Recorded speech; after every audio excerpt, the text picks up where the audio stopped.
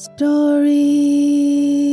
are the risks we take to survive, to protect, to triumph. My name is Osadumebi, and every week I will tell you a short story written by a Nigerian writer or author. That's the long and short of it.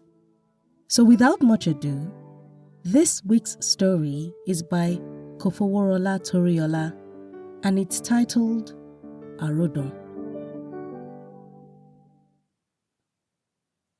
Every time a car pulled up in front of the house, I knew I was going to be sent to either Mama Dada's house, or to Tola's mom, or to Auntie Kemi to go and get Arodun. I often wondered why my mother only remembered she needed Arodun when her male visitors came over. Little did I know that Arodun meant fruitless journey. I knew what she did for a living, but I am not one to judge. Any human has to do whatever is necessary for survival. She once told me that she sold laptops. I relayed the same message to my friends, and if anyone asked, I just kept the brands to myself. I did not know my father, and we never really discussed him much. Rumor had it that he was the wealthy politician who lived down our street. Mr. T became my mom's regular. He was a nice man.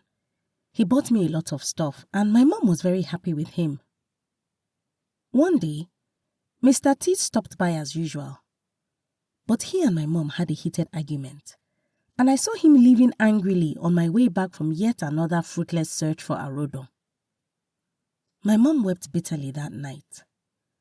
The first time I had ever seen her cry. The following week, Mr. T came by. I was glad. God had finally answered my prayers. But my mom was not as excited as I had imagined. I got prepared to go Arodun searching, but I never got the instruction. Instead, I was called into the house. For the first time, she officially introduced me to Mr. T. I had never been introduced to any of her male friends. There was this look in his eyes that day, a look I did not quite understand. I was instructed to wait in the bedroom. I obeyed like a good girl. I felt my stomach tighten. I just didn't feel right that day. Something was off. I heard my mom plead with him to reconsider. He replied saying she had to make a choice, me or him. The shouts turned to whispers. Then my mom came in with a teary smile to give me a prep talk. You know I love you. And I will do anything to protect and to provide for you. Now, it is your turn to help me out. Please. Please, my child. Please do whatever he asks of you, she said as she planted a kiss on my cheeks. I nodded. She left me in the room for what seemed like forever. Mr. T then appeared at the door. And as he came in, I saw my mom hesitate to let go of his clothes. The door closed behind him, and then he smiled at me and beckoned for me to come closer. Hesitantly but obediently, I inched closer. He told me how beautiful I was, even more beautiful than my mother, and promised to marry my mom and give us a better life if I cooperated. He began to unzip my dress. When it finally dawned on me what was about to happen, I started begging him to reconsider, and slowly the tears followed. You will love it. I will be gentle, I promise, he said as he pulled me closer still. My wriggling and resistance intensified as my pleas and tears grew louder. My behavior irked him and he shut me up with a slap.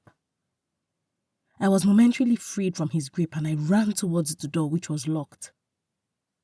He charged towards me. He had transformed from a dove to a beast. The look on his face told me I was defeated, but I was not going to give up without a fight. The more I resisted, the wilder he became. I was soon overpowered. I closed my eyes as tight as I could, waiting for the inevitable to happen. I tried to distract my thoughts with happy childhood memories. If the soaps I watched were to be believed, this ordeal should last 10 seconds. I counted to 10. Nothing. And then I counted to 10 again. Still nothing. I opened one eye, and then the other. Mr. T was laying very still over me, his eyes shut. Too scared to move, I laid still for way too many 10 counts than I could keep track of. His weight bearing down on me, I struggled to breathe until I felt him being hauled off me.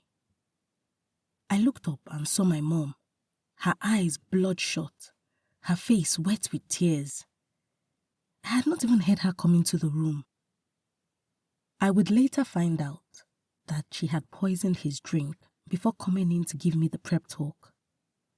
Then, she had gone back to plead with him one last time.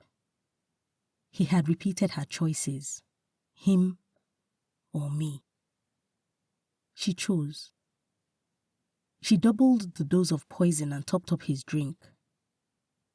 She was not going to let history repeat itself. He drank and walked into his death. She had stood just outside the room, her ears glued to the door, praying earnestly for the poison to kick in before it was too late. She came into the room as soon as deathly silence descended on it. Getting off the hook was easy. The cardiac arrest story went unquestioned. Mr. T had been hypertensive. It also helped that the attending doctor was an old customer of my mom's.